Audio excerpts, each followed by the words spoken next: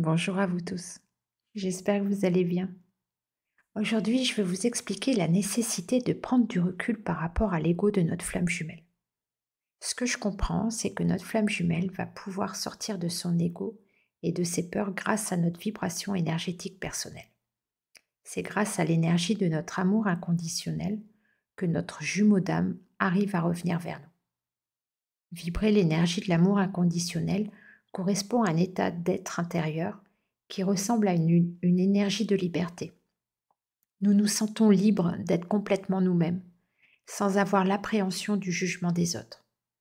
Et nous nous sentons également libres par rapport à notre jumeau d'âme. Le fait de vibrer cette liberté intérieure permet de nourrir notre lien de cette énergie et d'aider notre flamme jumelle à reprendre sa liberté par rapport aux énergies tierces.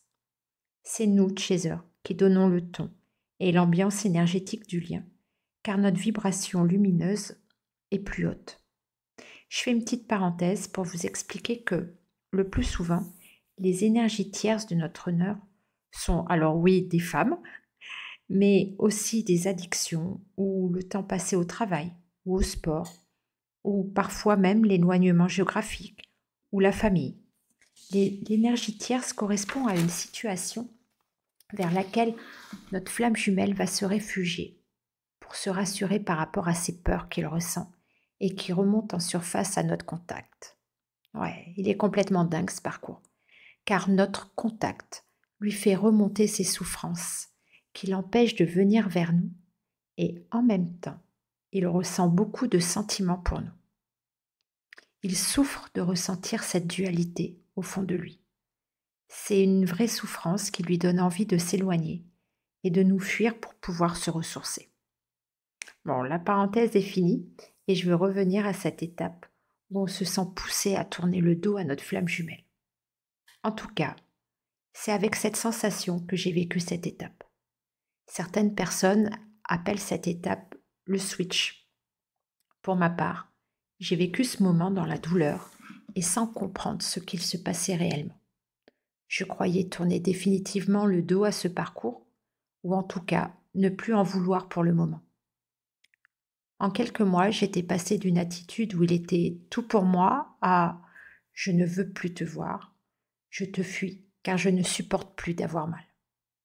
C'est comme si je mettais un stop à ce parcours et cette sensation que plus jamais on ne se reverra, que tout était terminé, la fin du parcours de flammes jumelles. Et si c'était ça la fin du parcours des flammes jumelles? Et si tout le monde nous ment et que ce lien s'arrête là? Et non, non, notre parcours ne s'arrête pas là.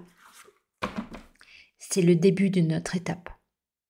Mes guides m'ont souvent expliqué que certains d'entre nous arrêtent définitivement ce lien de flamme jumelle et que c'est vécu comme un échec pour l'univers puisqu'ils ont besoin de beaucoup de réunions dans la matière pour ce passage de la Terre en 5D. Du coup, quelque chose m'échappait.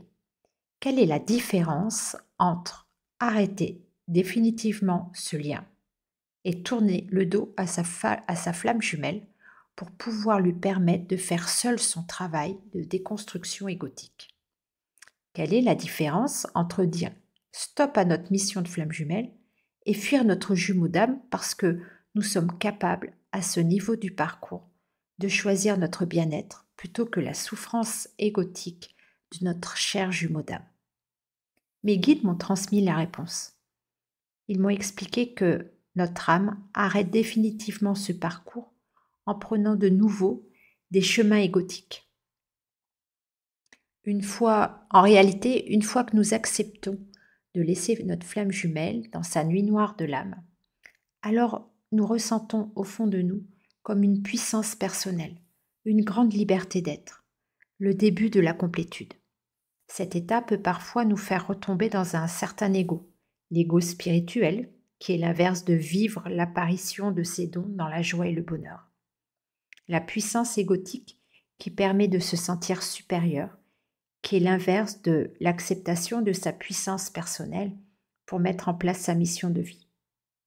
J'ai compris que quand nous tournons le dos à notre flamme jumelle, nous l'aidons à s'éveiller pour nous retrouver en réunion physique dans la matière.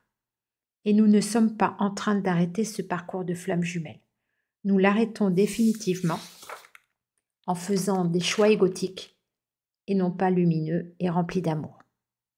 Alors, pour toutes les flammes jumelles qui vivent cette étape avec difficulté, je vous envoie beaucoup d'énergie d'encouragement. Votre chemin ne s'arrête pas là. Ce n'est que le début d'une autre étape.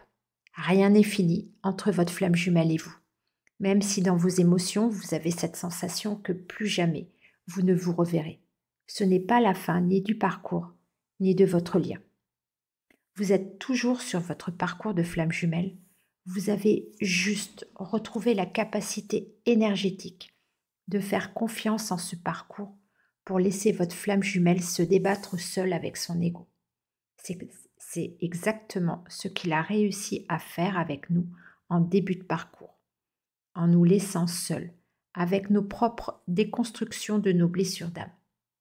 C'est seul que nous avons réussi à comprendre comment trouver notre lumière et notre âme. Nous sommes poussés à lui laisser le même espace pour que le travail de notre jumeau d'âme se fasse également. Nous pouvons l'aider à s'éveiller en trouvant la force de le laisser seul face à son combat personnel.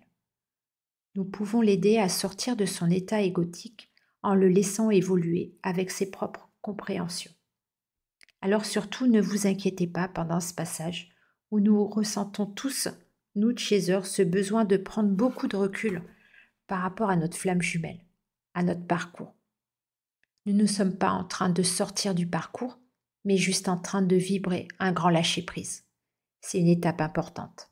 Et au contraire, soyez fiers d'arriver à ce passage, car il nous a fallu beaucoup de travail sur nous-mêmes pour arriver à cette capacité de retrouver confiance en notre propre amour, en notre capacité à croire en nous-mêmes. Voilà, c'est la fin de cette capsule. Je vous donne, comme bien souvent, quelques infos. Alors, première info, mon planning de rendez-vous est complet jusqu'à début mars. Du coup, je propose pour l'instant des rendez-vous uniquement pour des personnes que j'ai déjà vues en rendez-vous.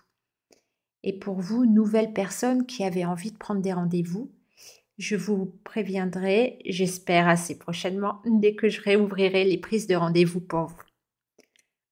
Deuxième info dont je voulais vous partager, je voulais vous parler du week-end flamme jumelle que j'ai vécu avec les participants qui sont inscrits.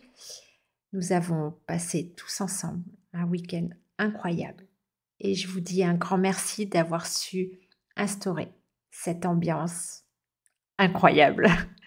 Merci pour ce grand moment de partage que nous avons su nous faire vivre tous ensemble. Nous étions dans une bulle énergétique pendant tout le week-end. Et comme à chaque fois, ça a été troublant de nous laisser tous reprendre notre vie personnelle. Merci à vous.